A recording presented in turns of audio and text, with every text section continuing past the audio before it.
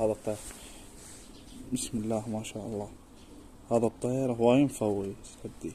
شوفوا هذا كنت خاله ستوك وخطية اعطيته جنح على مود يصعد للخانة مالته.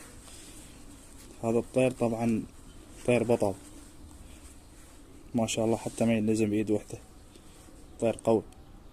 شوف هاي العين مالته، يسألونه عن العين يقول شلون تعرف العين؟ شوف هاي النقطة السوداء دائما تصير اصغر، والتضاريس مال العين مالتها تكون قوية. شلون هسه هاي ركز عليها، تكون تضاريس العين يعني جيدة. بس ان شاء الله اوضح لكم اياها. تضاريس العين هاي شوف تكون قوية كلش. شوف كأنها ما بركان كأنه. هاي اهم شي هي هاي الخصلة، اما ترجع للذيل وللظهر.